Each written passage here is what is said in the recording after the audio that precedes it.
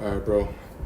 Hello, welcome to the first episode, or round, I should say, of Take the Punch podcast.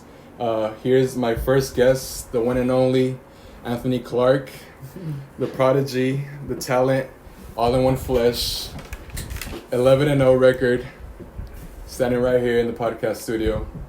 Thank you. I want to give thanks to you, and it's an honor being your first guest, so yeah. I'll definitely remember this.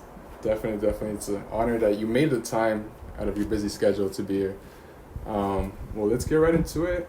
It's the first time we meet, actually, so it's a lot to get to know of each other, a lot to talk about. Go ahead. And want to know. We're both just as nervous.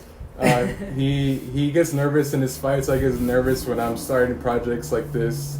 But we both like to dive into things. Yep. Head first and heart first, probably we should say. Yes. We could just relax. We're going to have grand old time. It's going to be a short podcast. Maybe within 35 minutes, we're just going to talk about what's going on in our lives. And just get into what we were talking about right now. We love to support one another here in Yuma or in San Luis, this region. How do you feel about that? How do you feel about being from a small town and like trying to get to a next level? Yeah, well, like I was telling my buddy right here, Isaac, that I really appreciate when people like locally here. I'm gonna go ahead and just take it off. I like when people here. Sorry, I took it off because it was kind of like. It's an echo. I'm not the best audio technician. It's all good. So like I was saying, I love when people here locally are doing like their own thing, trying to come up, and to me, like I like to be a part of it because I know what it's like being from a small town, not with as many open doors as LA, Phoenix, San Diego, Las Vegas, and whatever, etc. I know what it's like to try to fight your way to the top, like trying to be known and stuff. So that's why I appreciate and I try helping out local people trying to sobresalir. Yeah. Just so, because I know what it's like, and if I can help out, why not? Why not? And that's one of the things I was going to ask him, like, there's two ways to look at it. You could feel trapped or you could feel, in a sense, an ownership to something that's your own. Because if you're from LA, if you're from a big city, there's 10 million people. Yeah. 10 million people there. And it's like hard to put a city or something like that on your back, which you can. But when it's local, when it's heartfelt, when it's a tight-knit situation, it's like a community. Like at least in my community, since I started boxing 12 years ago, so I was 8 years old when I first started, and it's the gym where I train. It's ran by the city, so the city's seen me grow up till my professional career right now. Since I was small, since my professional career till right now, so they've always been there helping me out and just watching me grow. And it's just like you said, it's special. It's special, and it just means more when you have like all the people in your back, And let's talk about you're saying about your previous fight. Congratulations with your 11th victory. Thank you. 11th victory. It's not hard. I mean, it's not easy to get there. Yeah, right. So, like I was telling him, every boxer walks into the ring nervous because you really don't know. And a lot of people don't know. A lot of people just like outside of the ring do the talking like, oh, man, that was easy. He could have done this. But you guys don't really know till you're like in the ring firsthand doing the punching, like trying to dodge and everything, because doing the fighting and talking about it is like totally different, because when you're in the ring, you see it a different way, and your coach, that's why you have your coaches. In between the rounds, they see like your flaws, like, okay, do this and that. Yeah. But every fighter is there's something happening within that nobody sees. Yeah, that obviously every boxer knows how to play it out like nothing very well. And an example, we have Mayweather, who's real, like confident, cocky. But yeah, so I had like over 8 months without stepping into the ring because of this freaking pandemic. Yeah. Which is that's the jab right now. The pandemic, which is just basically ruined everything, and we can all agree on this. Yeah. So I didn't step in the ring for like 8 months. Training was stopped because my gym was closed. So part of a right that I could throw in there He's catching on to it. Is that me and That was me quick. and me and my girl, we got a house. That's great. And I built mini, like, your studio right here. Yeah. Cleaned it up. I cleaned up my garage Yeah. as well. I turned it into a gym. Just training on my own and stuff, little by little bit on my own. So training on my own with training with my coaches is a whole different ballgame. You know, según yo me está empujando, running and all this, but like it's different. It's different because when the first day my coaches came back, when I asking me, hey, were you training? Were you running, doing this and that? I said, yeah. I was gonna say it's hard to get up at 6 a.m. and train. 4:30, bro. Or 4:30. Yeah. I mean, I really don't know about working out like that, but it's hard to get up and train when you have a coach. And I can't imagine when it's just you. You gotta tell yourself, you gotta tell that willpower. And it's just, I gotta wake up and do this and get this work. Every and then now since the gym is at my house and everything's still closed, my coaches and stuff come to my house in the mornings to train. So now, like, I can't even try to skip because they'll knock on my door and stuff. Yeah, you're like taking a shower and they're already. And I just like laying there, like, I don't want to get up, and they're snogging, you know. But that's things that this pandemic brought around, and in a sense, what I could relate to that is that I help around in church, and it's just nice. I do the camera work at church, and kind of like what you spoke about before we started the podcast. We're so used to, man, I mean, you could look up anything. Everyone who's talking about a podcast, any conversation, we're talking about the situation with the pandemic, and just how it's changed everything. And there's no news, but it's just weird, and we take for granted like the people around us. Yeah, right, exactly. The audience that you said. Yeah, it's just so walking into the ring. This was my last fight like 2 weeks ago. Like I said, I was nervous already as it was. And walking into the ring, since there was no audience allowed, and there was only a couple people, just my coaches. They yelled my name. Oh,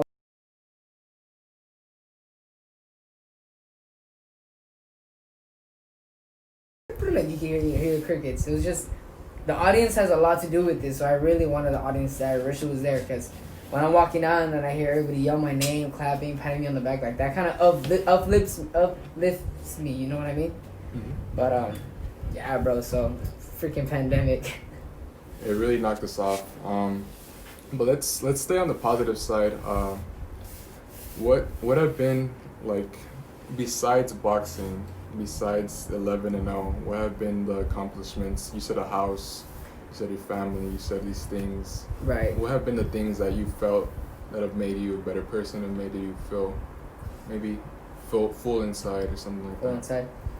So what I think that I like, well, I don't think I know, because I could, like you said, I like that you said that you help out with the church, because I'm a real religious dude myself. Yeah. So anything that I see come my way, positive or negative, I know there's a reason for everything. I know that God does everything for a reason.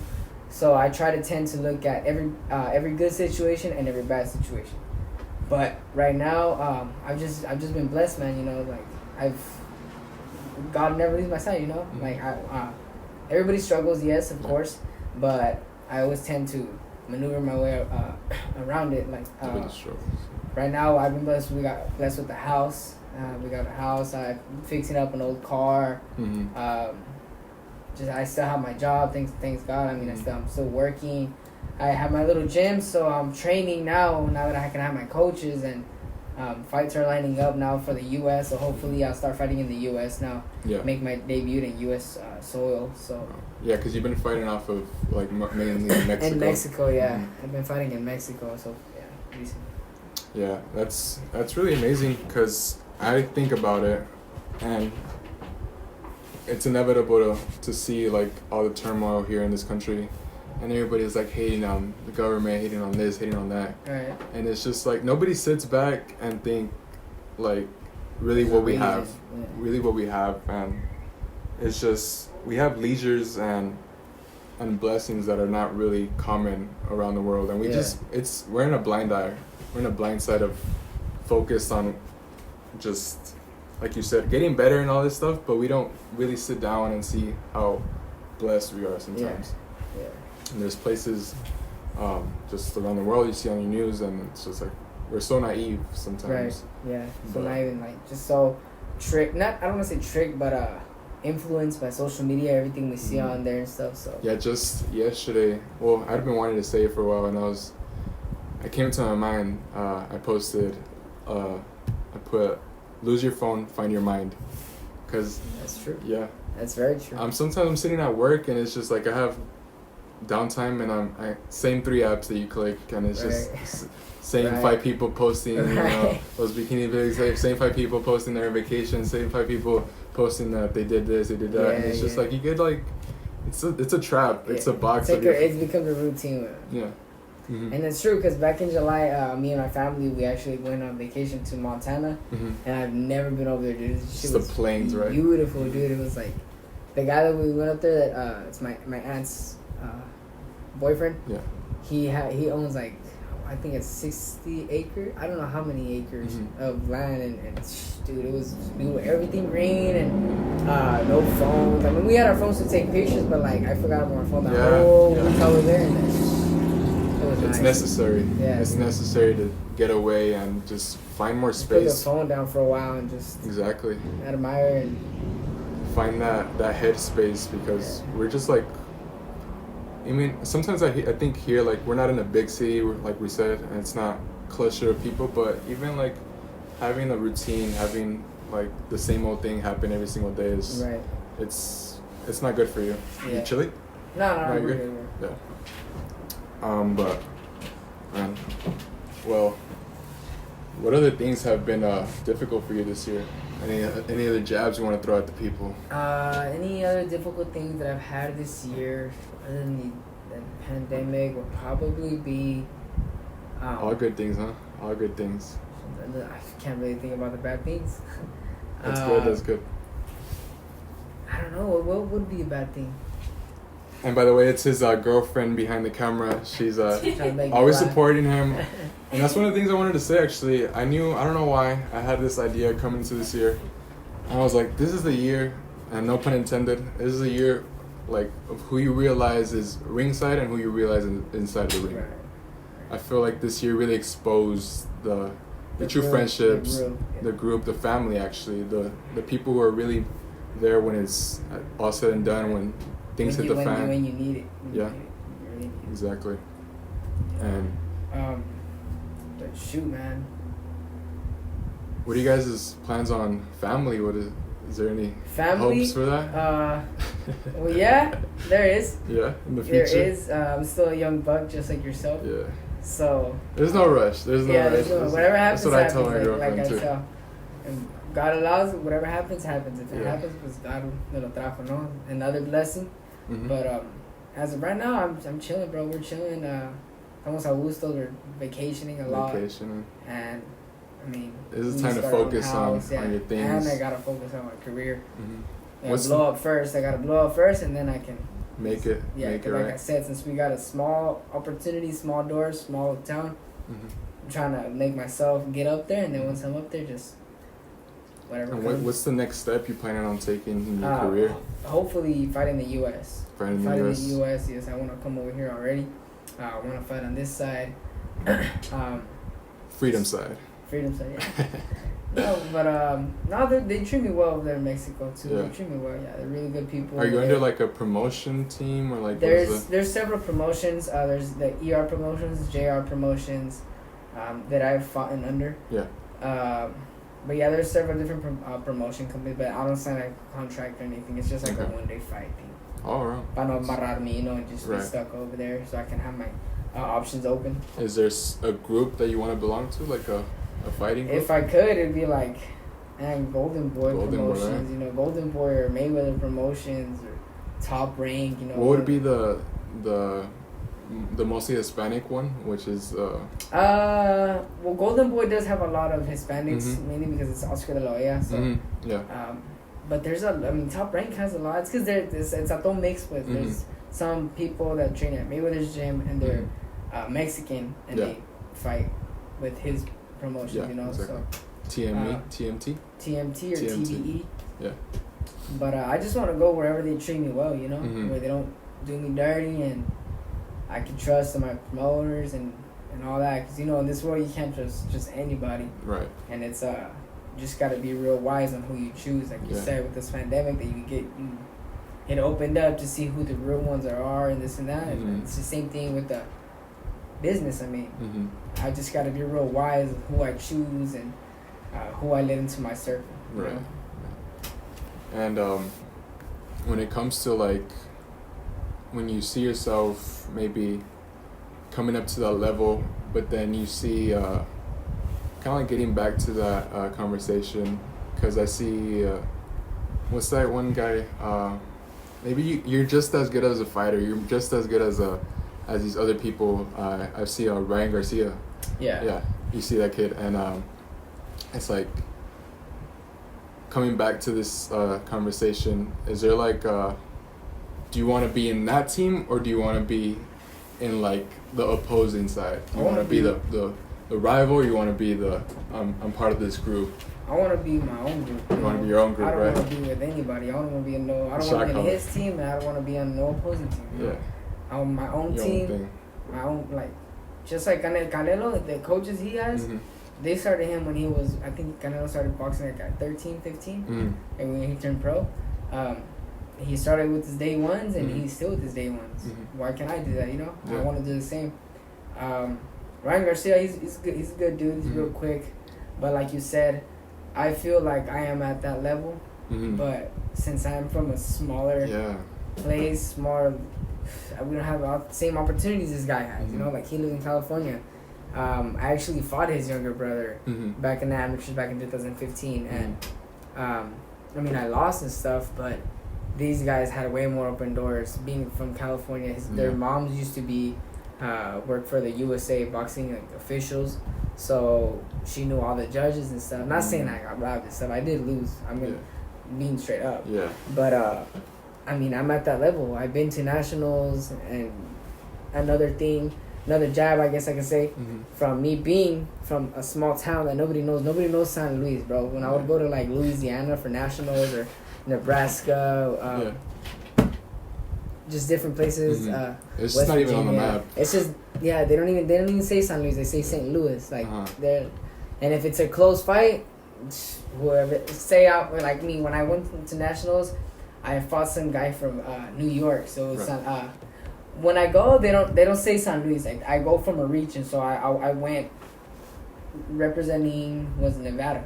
I went because it's a region, so different countries. So first you start off at state. So if you win state, like I win state in that, so I'm champion of Arizona. So then I have to go to regionals, where I challenge to fight other state champs. And if I win there, well, I'm champion of Washington, Oregon, Nevada, etc. And nationals, it's everything. Right. So when we go to nationals, we go as a region. So I was in the Nevada region. Okay. Representing Nevada, fighting from San Luis. Yeah. So when it was my turn to fight, like if it was a close fight, they would give it to New York, because they know where New York's at. You know, like New York's a big city and this and that. So I always get screwed over, bro. Always. So. And that really puts like a chip on your shoulder. It does, bro, and it breaks a lot of kids, bro. Like it breaks their dreams. Like it did break me, you know. Being robbed in the nationals, like that's every kid's dream, you know. I mean, that's why I was just like, you know what, I wanted to go to the Olympics, but I said, you know what, screw this, man.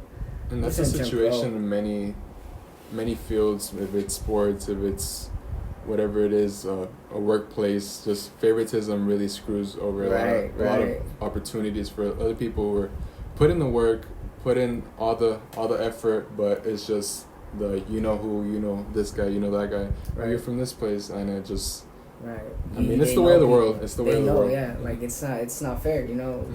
But I guess that's where the right comes down, dude. I'm coming in with all these dumb combinations. I'm gonna get knocked out by the end of this episode. But this right, I guess the positive thing about this, at least as I see it, since I have to work my way to the top, I didn't buy my way. I'm gaining it by respect and by working hard, and you know, waking up at 4:30 in the morning while everybody else is asleep. I'm awake. Everybody else is asleep, dreaming their dream. I'm awake, chasing mine. You know, like I have to work my way, my ass. I have to sacrifice all these things, and when I make it to the top, like it's just I'm gonna appreciate it more. Like we were talking about with Don and stuff. We need to learn how to appreciate more with this whole pandemic. Like I'm gonna appreciate this 10 times more than Ryan Garcia that he was kind of like handed it to him. You know what I mean? Because he had bigger connections. There's a longer journey more for open you. doors. Yeah, it was a longer journey for me, so it's gonna mean more to me. You know. Exactly. So I'm gonna learn to appreciate things more. It's just like. And like at least that's how my mom would tell me. Cuando alguien me compraba algo, like I would take care of it, but I wouldn't take care of it at the same as if I bought this phone. If I bought this phone, I'm gonna take care of it because it's my money. You know, but if my mom bought it for me, it's like, oh, hey, babe. The prize of possession, kind of like what you said with what I feel with this little setup right here. I feel a prize of possession because I made this. I kind of put this together. And that's badass. Like. And my brand, it's something I own. It's something that has my name on it. Right. And there's just way more value to that. Even if it's a multi-million-dollar corporation, even if it's Golden Boy Productions, if you make something your own and you make it last and you make it stand out of the rest, it's just you're gonna feel proud. You know, like even if nobody else does feel proud for you, you're gonna feel proud. You're gonna know like, fuck, I accomplished this. Yeah. Oh shit. No, you're good. And the kids gonna see this. I said it twice. No, you're fine. It's the classic. It's the classic situation. Yeah. No, you're fine. But where were we? Kind of owning something, and that was it's kind of my thoughts right now with working at Daniel at the store, and he sells whatever. Anyone working a job can sell $10,000 for something, but I have my business and I sell $25, and it feels a sense of ownership to that. Right. And going back to putting in the work, I remember back in the day in high school when I wanted to be a boxer. Well, didn't ever want to actually fight. I like you just practicing. wanted to throw down. You just wanted to. And it was waking up in the morning, going to school, going to work, and then going to work to construction, which was heavy labor and all this stuff. And then right after that, going to train every single day. And I was a chubby kid, so it made me lose a lot of weight. And I remember, like, just every day I would write in my legs with a pen. I'd put "keep going," and it's just things you have to do to get you to the next level. That's a way to motivate yourself. You know, yeah. That's pretty dope. That's badass. Dude. Yeah. But I did want to shout out, because this is gonna go on several platforms. I wanted to shout out my brand. It's First Ascend, as you guys know, and that project is gonna be coming out with his winter and fall collection, and things are coming in within next week, so you guys stay tuned. And as well with my marketing agency, Clever Clover Entrepreneur Marketing Agency, go to clevercloverema.com, and if you guys need any services in marketing or stuff like that, that's the place to go. And we have. Well, there's nothing to promote besides you, the man, the boxing. Other than your platform, your podcast. I feel like you should get more people, like influencers here locally that are trying to do, come up with their stuff. There's a lot of things going on here. A lot of things going on. Yeah, you can maybe hit up people like that, and then I don't know, make this thing explode. Here locally. You never know. You never know. You never know who you might run into. Mm-hmm. So. I'm going to have to finish here. I did want to say we're excited for, what's the fight tomorrow? The Davis and Santa Cruz. Yeah, it was a pretty expected fight. That's what I was going to leave the left hook with. But kind of scrambling around here, I did want to mention something. So this one time, this might get kind of like we were talking about, that a fighter never comes to the ring with full confidence. Right. And it's something within that you have to control, and just you have to be poised. You have to be within, like, yourself, just aware that things are not always going to go your way. Right. Things are not always going to go right. And I think we're living in a time where things are just going south left and right, things in the country, things everywhere. And this one time, I had a dream, I want to say, and I was at a store, and I came out to the parking lot, and it was something like San Luis. It was like the San Luis Walmart, you would say. Right. Yeah. And as weird as it sounds, not knowing you, just seeing you around, I dreamt like I met this boxer. I was a boxer in local, and I was like, I approached him, and I was with my family, and like said, "Oh, say what's up?" And it was like he had just finished like a fight, and it was I'm assuming it was the man in front of me, because it looked like it. You know, was it, you say this is a dream or is this for real? No, oh well, it didn't have for real to be. It was a dream. It was a dream. That's crazy. Yeah, and something that stuck to me and that helped me actually, and I kept with me. As weird as it sounds, but I had a conversation, and I was like, "Oh, okay, like, well, like, congratulations, like, you just won your last fight, whatever." Right. And I asked you how it went, and it was weird. It was weird, like, I'm not expected, not expected. Yeah. And I said something that resonated with me, and I said something along the lines of, "You're never ready for the fight until 5 minutes after the 12th round. You're never ready for the fight after 3 months after your last training session. Right. You're never ready for the fight after a year after your last victory. It's just what's coming for you. It's gonna hit you, right. And that's just take the punch is gonna come, and you're gonna have to take the punch." Right. And I don't know why I just felt like you were the perfect. I mean, it kind of goes your career, your life choice kind of goes hand in hand. I mean, it was not like I'm gonna make this podcast and I'll put him on it. Right. But it's just things that coincide. And I love boxing because it's a very elegant sport that ties with. It's beautiful. Yeah. It's beautiful. It's the art of fighting. I mean, not only boxing. I mean, karate. There's like kung fu and all that. I can get into detail, but boxing is really like the artwork of just using your bare hands. You know, no kicks, no elbows, no nothing, no chokes, nothing. So. I admire people who do UFC. Like, that shit's crazy. Yeah. That shit's brutal. Like, imagine a knee to the nose or elbow to the, hell no. I was recently watching Roy Jones Jr. and he was in an interview. That dude is bad, bro. He was in an interview, and he was saying about how much they were making him go up and down in weight classes. Yeah, that's brutal, man. And it was just like brutal for him, exactly. And most of his fights, he would just win it straight off of heart, because his body was like giving out, like going up and down, going up to like what would he fight, like 165, and then around there, and then go back to like 130, like just for a man, like losing all that muscle and trying to keep going and fight, like have a good like stamina and performance. It's really just more than that. It's really and it's dangerous too, bro, because a lot of people like they don't feel at their 100% for a fight date, and God forbid something can happen to them. So. And you're fighting right now at? I fight at flyweight, bro. But I walk around. Like, that's the thing with me. I can eat and eat and eat and do weights, and I don't get big. Like I get marcado, but I don't get big. And I don't go over like 123. Like that's like my flyweight.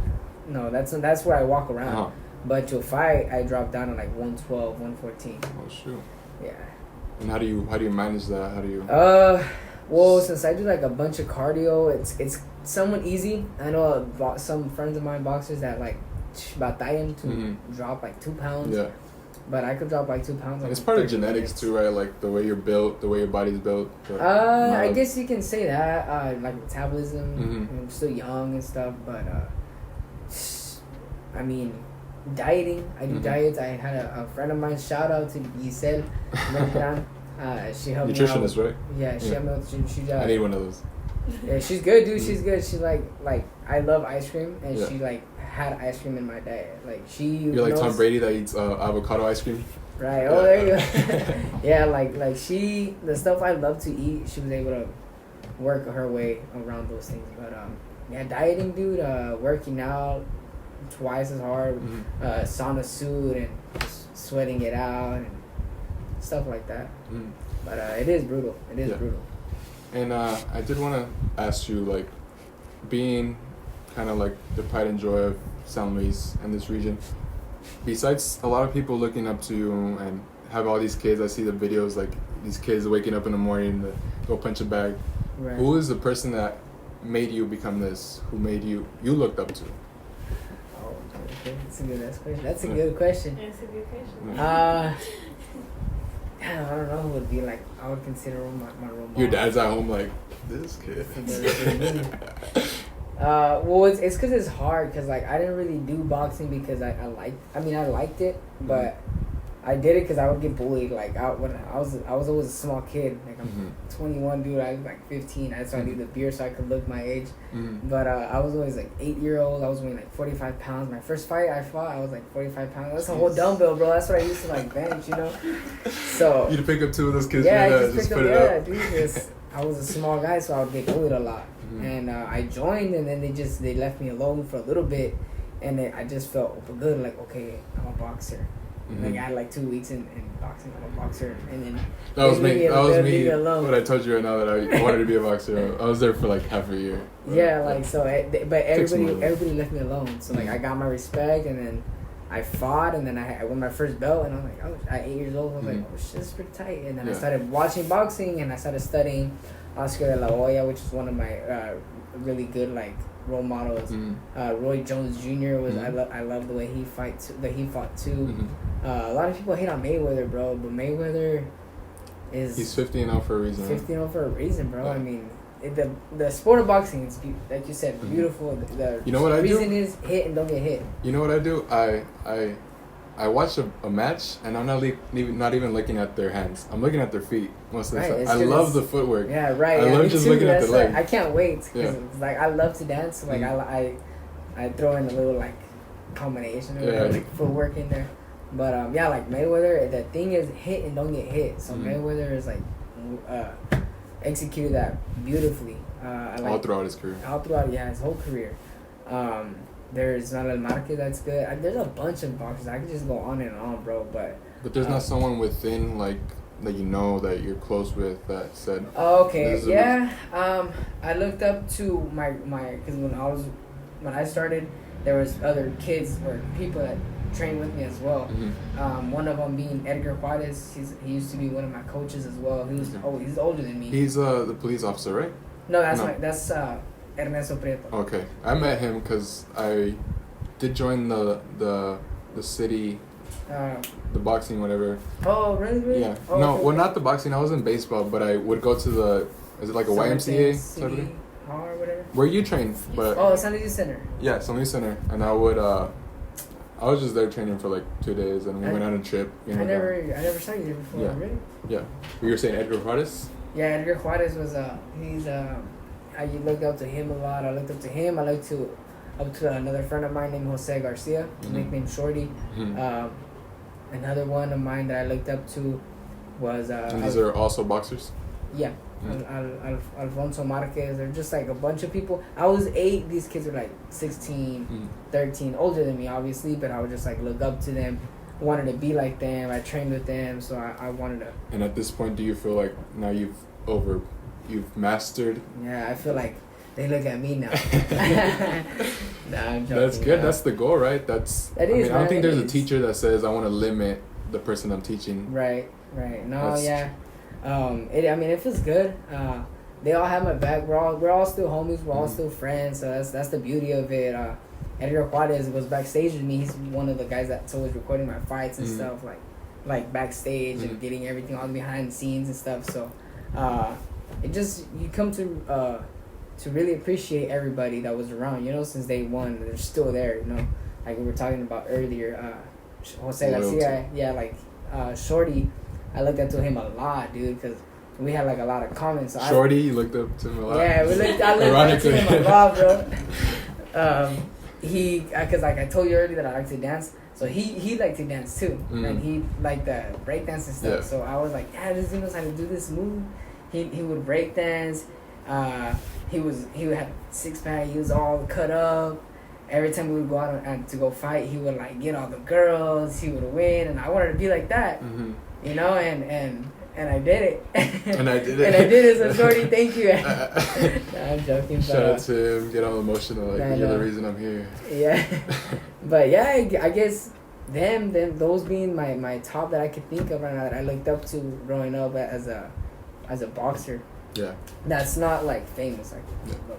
And personally, if I dabble into this, I mean, I'm not successful, at least not yet into what I'm doing, but I mean, the jersey's hanging right there, and I did want to pay solace to the late great Kobe. That's an actual official jersey. That's his rookie year. And that was a gift from my brother, actually. Yeah, that's dope.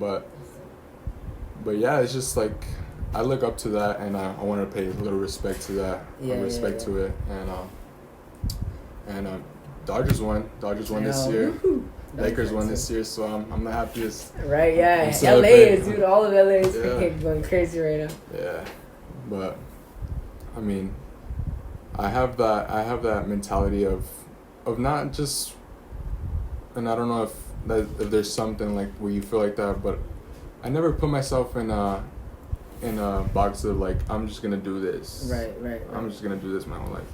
And boxing, I mean, it's great, but like I like for people to think that you're so creative, there's so much in you that you could be. And I love how you said I love to dance, because I mean, just like boxing being like a rough sport, and I love to see when people dabble in more than one thing and they express themselves in more than one way. Right. And that's really what it's all about. Just there's something within everybody that they could give to the world. Right. And I mean, if you give them punches, well, that's what you give them. If you give them knockouts. No, but yeah, dude. Like, I mean, I love boxing. But I love to dance, and like I have other plans too. Like I just don't want to box for the rest of my life. I plan on retiring early. Yeah. Like early 30s, and shit, I want to become an actor. You know, come out in movies. Hell yeah. You know, be homies with Dwayne "The Rock" Johnson. Okay. And chill with Kevin Hart and everybody. You know, like I want to, do stuff like that. Yeah. I've always thought about being a superstar. Always dreamt of it. And you are not on TikTok acting. TikTok, doing all that. I've always dreamt. I've always wanted. It's funny because me and my girl, like, I'll tell her, like, let's just act. Let's just act one of these nights, and I'd be like sitting in the table, and I'd be like, I just didn't make the cut this week, and we don't have money to pay the bills. And she's like, I'm like acting it out. It's just like a ridiculous situation. She's like, what? Like, what about the kids? Yeah. And it's fun. Yeah. What made you want to do that? I don't know. I just, like I said, like I've always wanted to be a superstar. I've always wanted to, coming from a small town. So do you chase you chase fame, or do you chase? It's not necessarily the fame. And that's one thing a lot too. Like growing up in school, I had a lot of haters, bro. But a lot of people, they confuse confidence with arrogance. So like me, I consider myself, I do feel like a little insecure at times, but I consider myself, I'm confident with at least with what I know. With what I know and what I do. And there's got to be something that backs it up. There's got to be like... Yeah, but not only in boxing, like just in general. Like if I'm confident about something, like... Sure of yourself. Yeah, like I'm sure of myself. So I was always like that, and I had a lot of people like hate on me and stuff. But once they really got to know me, it was like my coworker. I have a coworker of mine that she hated me, bro, for no reason. I don't even know her. She hated me, and then like we started working together. And she's like, ugh, freaking working with this dude. Yeah. And now we're best friends, dude. Like, they come around. Yeah. So, but it's just. Well, I was gonna say something that I forgot. There's just people who don't understand dreams. Right. And there's people who don't understand that. Being raised up different. A lot of people are raised up to be limited in their thinking. So like I'm not really doing it for the fame. I want to go out there. You don't have a limit to it. Yeah, when I get to that point, like I want to like give back to everybody. Like I want everybody to get a taste of what it feels like, because I know it's gonna feel beautiful. Yeah. So like when I'm up there, shoot like multiple time world champion, and then I could become an actor on top of that and make movies and provide. I want my family to. Yeah. I want to be able to. It's possible. Yeah, like I don't want my family. I'm not saying I had a sucky like childhood come up like growing up. Like no, I didn't. Like I had a really good thanks to my parents and my family. But I want my kids, if they could have better, I mean, why not give them better? I want them to like be like, oh, like I don't know. I want my kids. I want better for my kids, for my family, for my parents. I want to be able to give back. Oh, here, mom, I bought you a house. Make them proud. here, Dad, I got you a car. Mm-hmm. You know, anything. Hey, guys, let's go on vacation. I'll pay for it. We'll go to Bora Bora or whatever. Yeah. You know, I just want to give back to everybody in the community, San Luis, you know, organizations that need it, whatever it is. I'm real big with, I really like, when I was in high school, I would be in the unified sports class, so where you take care of kids with disabilities. Yeah, I would see you. Oh. Because I was there for a couple years. Oh, yeah. So I would always go to, like, the events and stuff, and that's something that I grew up with as well as a little kid, so maybe I could get back to disability, you know, people with disabilities. You know, I don't want to be a leader where I'm standing and everybody's standing behind me. Like, I want to be the leader where I'm standing and everybody's standing next to me, you know? Like, I want everybody to get a taste of my success that I bring. I want all my people. I want all my people, boom. We all gonna eat. Yeah, you guys are all gonna eat. You know, you guys are all gonna eat. Not just me. You know, I don't want to be selfish like that. I want everybody to eat, you know? That's why I want to, like, be big, bro. Like, that's great. I want to be a superstar, and I can't wait for people like you, bro. People from here, Yuma and San Luis. Like, I'm gonna come out of the movies, and I'm right here playing a Harkins Theater, big old like. Yeah. And they're like, oh, I went to school with that dude, or hey, damn, that's Anthony, whatever. You know, and I walk around like nothing. And like, people already see you like that. I mean, being the record you have and the accolades you've gained at your young age, people already see you like that. So you're just little by little trying to get there. But yeah, dude. I mean, that's one thing I really don't want people to get confused that I just want to like misinterpret. Yeah.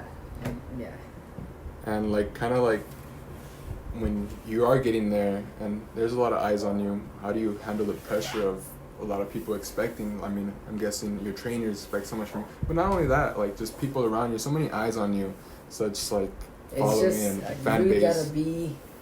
When it comes to like the people around you, bro, because I'm not gonna be able to satisfy everybody. So that I accepted it. Like, I have haters now to this day where they just talk smack all over Facebook. Oh, que no sirve para nada, que blah blah blah, and I'm not gonna lie, like it does bother me sometimes. So that's why I avoid. Sorry, that soda. Yeah. It does bother me and stuff, but I try to avoid it because, like I said, I'm a really religious guy. So I see that as like negative vibes, negative. I don't need negativity in my life, you know. Like, to me, the way I see it, that's the devil trying to get to me, trying to play with my mind. So that's where I'm like, you know what? Let them say whatever they want to say. When it comes to the youth and stuff, well, I gotta maintain my image, my reputation. Always be respectful and this and that. So, just working on that little by little, but yeah, dude. I mean, I just try to kick all negativity away. Make sure that don't let the pressure bother me as much. Even though it might low key. Yeah. Like I said, every boxer goes through it. It's not fear. It's inevitable. It's nervous. It's. I mean, it's nervous obviously, because like you said, the spotlight's on me. Everybody's watching my every move. So I just gotta be careful with what I do. You know, I gotta live doing the right things. So there shouldn't be no reason why, you know, things should go wrong other than haters being haters, but that's just always going to be around. They're always going to be there, dude. There's always going to be there, and it's kind of sad because it is, bro. being the way you are and how you want everybody to be in your circle and be part of your success. Right. There's just people who can't understand that. Right, and I see it within everywhere. And there's just people who can't understand that. You just gotta kick those people out of the way, man. Like, people are gonna want to feed off of you, and you know, kind of like what Devil did. He was trying to, you know, trying to be the same as God. You know, you can't. So, but yeah, there's always gonna be people like that. So yeah, it is what it is. And we're coming to a close. We don't want to take too long. He's still got a date night to go to. And he's a busy man. He's got a lot of things going for him. And I haven't even had dinner with my family yet. And it's just part of the grind. It's part of the grind. Sacrifice. Yeah. And thank you so much for making your way over here. I appreciate this. Thank you very much. I look forward to doing this again, man. And we shake hands even in the pandemic. It's not gonna stop us. It's not gonna stop us. You got Jeremy's over there, babe. I got Jeremy's over here. And once again, thank you so much, Anthony Clark, for being here. Thank you, guys. I appreciate it. I hope your thing grows. Like, la neta, from all sincerity, all through my heart, I really hope your project goes out the roof. And I'll definitely be recommending you to people. I'm gonna let my homie know about you, that he does podcasting. Okay. He does films and definitely. stuff. So. This is just starting. This was super ghetto. Like, you can't even think, like, I'm not good at this. So maybe if someone knows how to work audio, I would recommend you guys hit me up, because I need help. But either way, we're going to stay in touch. We're going to keep supporting you. Hopefully we can get to your fight soon. And physically, because I've been wanting to go, but I haven't been able to. Right. But either way, well, my mom over there. Look at her. All right, well, let's wrap this up. Thank you so much. All right, thank you guys. Appreciate it. You guys have a good God one. bless. Till next time.